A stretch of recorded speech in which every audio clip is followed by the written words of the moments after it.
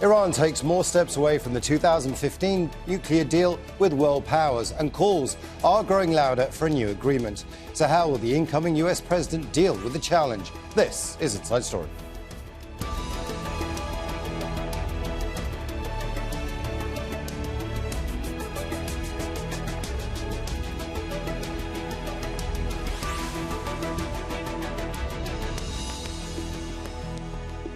Hello and welcome to the programme. I'm Imran Khan. US President-elect Joe Biden has promised to reverse Donald Trump's decision to pull out of the Iran nuclear deal. It'll be one of his biggest challenges when he takes office in 6 weeks' time. Iran is already taking more action to reduce its commitments. Parliament has passed a bill to stop unannounced nuclear site inspections and boost uranium enrichment. It has the backing of the powerful Guardian and Supreme National Security Councils. President Hassan Rouhani objects to the proposal, but he is under pressure to sign it into law. And Iran's arch-rival Saudi Arabia says it must be consulted if the US revives the nuclear agreement known as the JCPOA. I think we've seen, as a result of the after effects of the JCPOA, that not involving the regional countries results in a build-up of mistrust and a neglect of the issues of real concern and of real effect on regional security.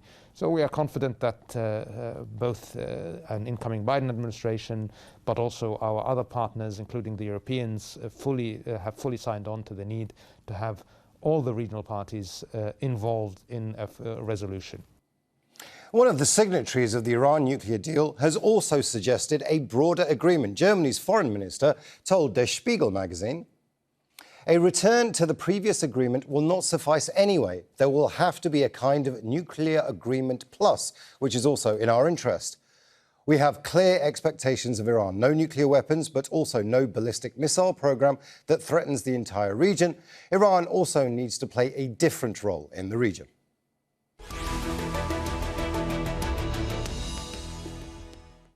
Let's bring in our guests. In Tehran, we have Hamid Mousavi, Professor of Political Science at Tehran University. And joining us from Washington, D.C. is Jamal Abdi, President of the National Iranian American Council. And in London, Sahil Shah, Policy Fellow at the European Leadership Network. Welcome to each of you. I'd like to begin in Tehran. If this bill passes, it stops unannounced nuclear site inspections. It boosts uranium enrichment. Is this a direct response from the Iranians to the killing of an Iranian nuclear scientist in Iran? It absolutely is. And nevertheless, I would like to point out that I don't think it will fundamentally change the equation once Biden administration comes into power. Iran has officially said and publicly said this, that if the Biden administration comes back to the nuclear deal, then Iran is willing to roll back its nuclear activities according to the Iran nuclear deal. So if the Biden administration actually does go down that path, then I think things will be okay. But is this an overreaction? I mean, surely what you're doing is not just about the incoming Biden administration, but you have European partners as well who are very sceptical that there may well be this new deal, that Iran nuclear agreement plus. Certainly it's going to be a very difficult journey to get to that. Is this Iran basically saying, you know what, we're out of the JCPOA now and there's nothing else you can do about it? Well, I think the assassination of Mohsen Fakhrizadeh, the Iranian nuclear scientist, was a major red line that the Israeli crossed. When the nuclear deal was being signed by the Rouhani administration, there was a lot of critics in Iran saying that it would not improve the conditions of the country. And today, Iran is part of the deal, but it is being sanctioned even worse than before the deal, and its nuclear scientists are getting killed by the Israelis. So either Iran has to respond militarily, and that can get out of hand and it can escalate into an actual war, or the other path would be to sign this new bill and expand Iran's nuclear activities. And mind you, this is being done by the conservative parliament, which is very critical of the JCPOA. You've also got elections coming up in 7 months' time in Iran. That's going to have an impact as well. I want to bring in Washington, D.C. here and Jamal Abdi. The easiest thing that Joe Biden could do is basically go back to the JCPOA, which seemingly the Iranians have said, well, actually, if he does that, we'll sign back in as long as nothing changes. Is that something that you think he might do?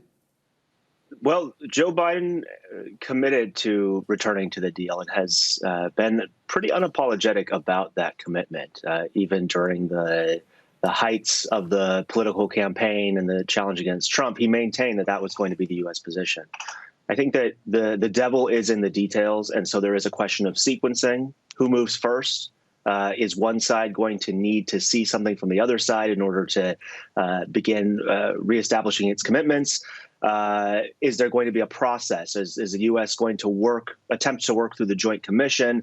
So there are these issues. And then I think the other big factors here are going to be the political pressures on both sides. So for the Iranians, they've maintained that they will return to their obligations so long as the United States does the same. But there is certainly pressure, such as through bills like the one you just discussed, as well as the Iranian presidential elections. And so I think there will be an interest on the Iranian side really to demonstrate that the maximum pressure campaign and the United States pulling out of the deal will have consequences, and to attempt to try to prevent a precedent from being established where Iran will just accept actions like that without responding. And I think there's a fear in Iran of just the power dynamics. And if Iran allows for the United States to kind of push it around like that, then I think they fear that it's a very slippery slope. And then in Washington, there is already this campaign by those who opposed entering the deal in the first place, who tried to undermine diplomacy under Obama, who are, I think, trying to adjust to what Biden has said and acknowledging that this is the path of United States policy. And they're trying to say, look, don't go into the deal yet. Let's try to use some of those sanctions to get more out of Iran. Let's demand that there are further constraints, not just on Iran's nuclear program, but on ballistic missiles and potentially Iran's activities through the region. And really, from my vantage point, attempting to put the cart ahead of the horse so that return to the JCPOA, which I think is a necessary first step for negotiations to potentially address some of those other things. But if we try to make those preconditions to negotiations here in Washington, then I think the whole thing gets much more complicated, and we're looking at a much different scenario where both sides potentially move in opposite directions pretty quickly. So it's going to be a matter of the sequencing, the devil's in the details, and we're going to need to see the Biden administration come out pretty quickly and aggressively with ways to re-enter that deal so that those potential talks can continue. But there is a time limit here, Jamal Abdi. There is a time limit because there are Iranian presidential elections coming up. Maybe the Biden administration waits to see who's in charge. After all, the Iranians have been waiting to see who won the US election before they decided on what they were going to do. So maybe the Biden administration has to wait as well. Well, I don't think that's the inclination of the Biden administration. I think that they do understand that there is a rare window of opportunity here with an Iranian administration that has really, over the past few years, we've relied on the Iranians to show restraint in the face of major provocations from the United States and Israel. And so that is not necessarily the formula the United States is going to be able to enjoy under a future Iranian administration that gets elected this summer. And so I think that the Biden team understands they need to build some credibility now. They need to claw back some of that credibility for diplomacy within the Iranian political system, where the Iranian leaders are able to actually move forward with diplomacy rather than Iran returning to hardline rule, embracing this notion that was championed by the likes of Ahmadinejad, which said that you can't negotiate with the West, you need to respond to pressure with pressure, and there needs to be a much more aggressive approach. So I think for the Biden team, they understand they need to build that capital now. They need to go back to the deal under this current Iranian administration, demonstrate that the deal still can work, and hope that the next administration inside of Iran sees this deal as a political winner, as something that is benefiting the Iranian people and benefiting the Iranian nation. Jamal, let me put some of your points to Hamid Mousavi. There is, says Jamal, an opportunity here. However, there is a massive trust deficit right now between Tehran and Washington, D.C. Tehran, it seems to be saying, and quite rightly, possibly, in their opinion, that this is a country that doesn't honour its deals. Now, is that a problem that simply won't be able to be resolved? So I think if the Biden administration decides to come back to the deal that already exists without changing the details, then it can actually exploit the window of opportunity that Dr. Abdi pointed out. Nevertheless, if they decide to actually change details, and there has been some indications that they are actually interested in changing the details, especially the sunset clauses, which actually put time restrictions on the limits of Iran's nuclear program. And some of them are coming up in 5 years and another one in 10 years, and they want to postpone that. And if they actually do decide to go down that road, then what that's going to do is that will require further negotiations. And the current deal is the result of several years of diplomacy. There's no way you can actually reach a deal in 6 months' time with changing the details.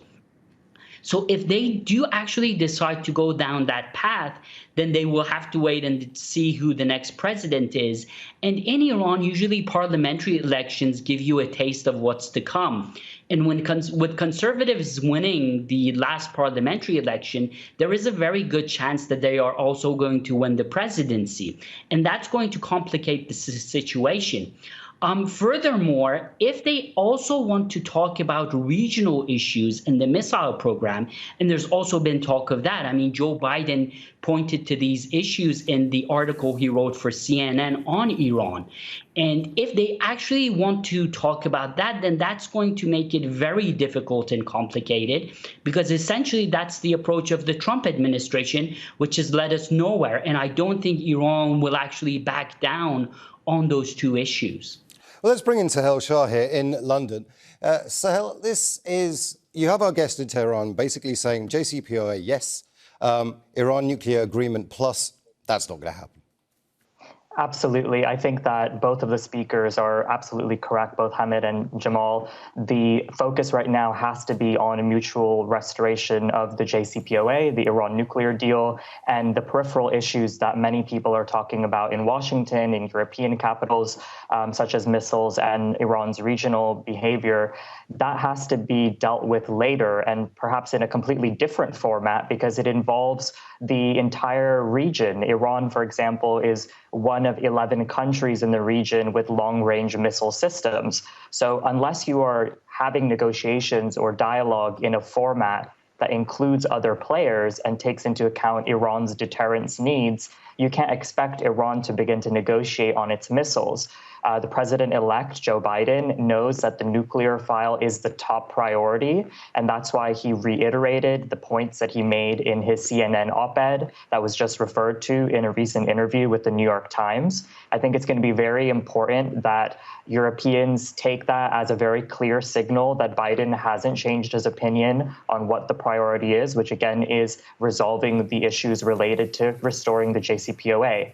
As has been said already, there's an issue with sequencing. Who goes first? Though we can't ignore that the last 4 years have happened and that there's a massive trust deficit. And, proposals on how we move forward have to recognize this imbalance of responsibility to stand any chance of success. The U.S. is who abrogated the deal. The U.S. is who unfairly imposed sanctions that have been killing ordinary Iranians. And the U.S. have put its allies and partners, not only in the region, but also in Europe, at further risk due to the heightened risk of conflict. So overall, I think that it's very clear in the president-elect's team what the priority should be, but it's inevitable that we have everybody now in the current moment trying to take advantage of or have a fear that they're going to lose out on the leverage that's been gained against Iran economically over the past few years due to sanctions. If you look at the economic data, Iran is likely to actually return to a period of economic growth even while under continued U.S. sanctions. So I think that everybody needs to focus on getting in line, especially ahead of the Joint Commission coming up in 10 days, and the further ministerial meeting that will include the foreign ministers of all the remaining JCPOA participants. But before Christmas. Shah, I just want to put to you, one of the things that seems to be a misunderstanding, or at least a difference of opinion, is the fact that in Iran, this is seen as a defensive action. This is the Iranians protecting Iranians. Everything that they do is in their sovereign national interest. But yet, and we haven't really heard this before, but we are increasingly hearing it now, that what Iran is doing is increasingly more aggressive, that it's actually making more problems than the European Union, for example, would like. Why is that misunderstanding coming to the fore now? Well, I think that Iran is under extreme pressure and has been now for a number of years. And there are a few areas in which they can increase the pressure on the Europeans, the United States, and also regional adversaries to say that we're not going to put up with this kind of pressure. And, it's very interesting to see some of the reporting and commentary, for example, on the recent Iranian bill, which will, in fact, expand Iran's nuclear activities. Some reporting has said that it's going to halt all of the IAEA inspections on Iran. In fact, the law hasn't been ratified yet, but it likely will be done very soon, within the next week or 10 days. After that, there's a 2-month period before the initial steps are taken. So again, like we saw through 2020, Iran is actually continuing this tempo of leaving 2-month windows for diplomacy before they take further steps. They want to see quick action, and they don't want to see the hawks in Europe or Washington trying to take advantage of this transition period and try to claim that more can be leveraged out of Iran. So I think that, yes, Iran inevitably has been under a lot of pressure and therefore has been perhaps acting out in the region more or expanding its nuclear activities. But we have to take into context that they have to respond. And overall, if you look at the picture on a holistic basis, they've actually shown immense strategic restraint and patience, because all of the nuclear activities that they've done, apart from quite minimal research and development, all those steps are reversible. And a lot of the times they've actually announced them proactively, so nobody's caught off guard. So I think it's important that Iran continues to show transparency and clarity on the steps that they may potentially take, and that all of us also make sure that we speak about and report on those steps correctly. Jamal, Abdi, we began this year with the killing of a key military leader in Iraq, a key Iranian military leader in Iran, ordered by the president at the time, President Donald Trump. And then towards the end of the year, there's been a killing of an Iranian nuclear scientist. The language used in Washington, D.C. often is not the Iranian nuclear program, it's the Iranian nuclear weapons program. There seems to be a concerted effort by America to actually go after Iran, and that's not going to be helpful for the Biden administration when they come in, surely.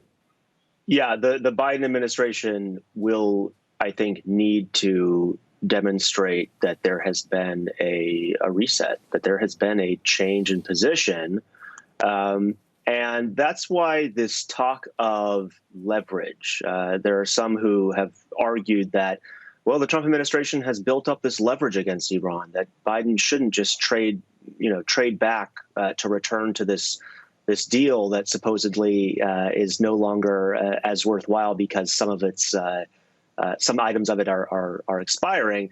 And that's just such a misreading of things. And I think that the Biden team understands this. If Biden were to take office and to double down on these sanctions and to green light some of these provocative, whether they're assassinations by Israel or other provocative actions by the United States, I think we'd be doomed to this failed path that Trump has put him on. And it's an albatross, these sanctions. It's not leverage. The key weakness is trust, just as everybody has laid out. And so there has to be this demonstration, just as happened, I think, from Bush to Obama back in 2009. There was this effort by the new administration to try to demonstrate this is a new opportunity. The United States is sincerely interested in negotiations, and understanding that on the Iranian side, it's politically going to be very difficult after having seen the United States renege on its commitments, punishing the Iranian people really draining the political capital out of any moderate or pro-diplomacy forces inside of Iran. And so it's going to be very difficult to convince Iran to come back to the table in good faith. And so that reset is going to be very important in the very early days of the Biden administration.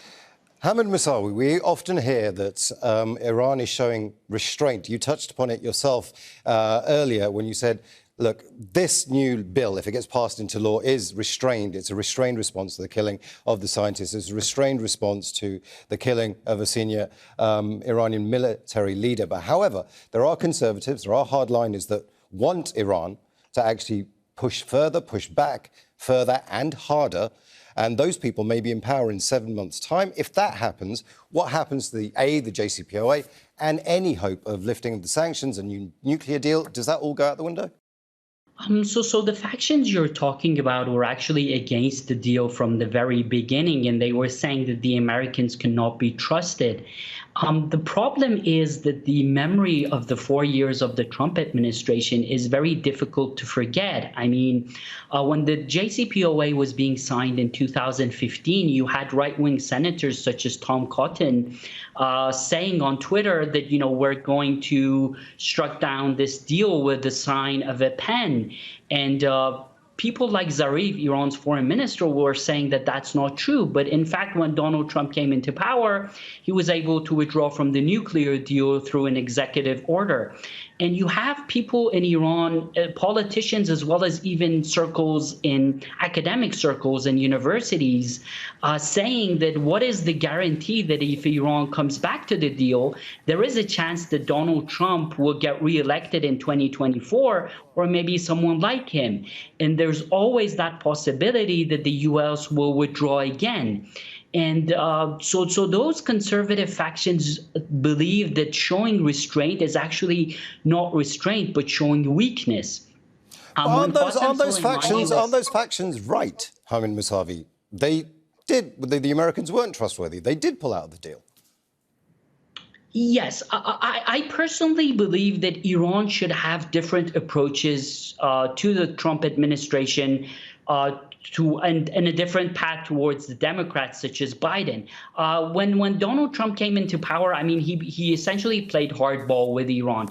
When he assassinated Qasem Soleimani in January, Iran actually did show restraint because it actually informed the Iraqis of the attack prior to actually firing the missiles, allowing the Americans to go into bunkers and having zero casualties.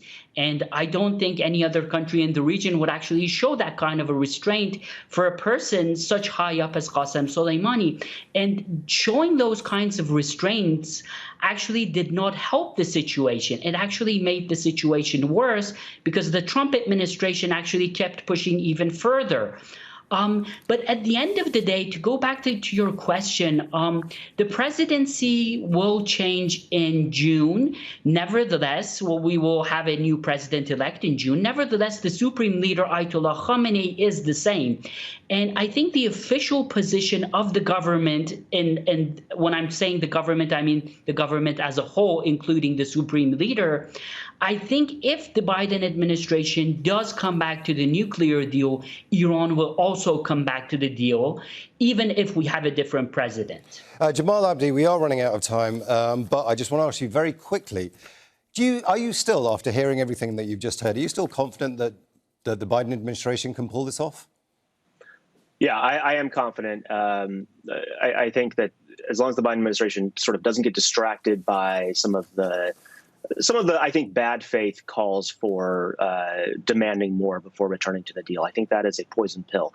I think it's very possible. I think as long as the Biden administration does move forward confidently, the tricky part is then going to be what happens next. And I think it's positive that there is so much talk about further diplomacy. That was always the point. But first things first, there has to be a clean return to the deal. And if that happens, that will mean that Iranian restraint over these several years was worthwhile. It did work in preserving this pathway to diplomacy.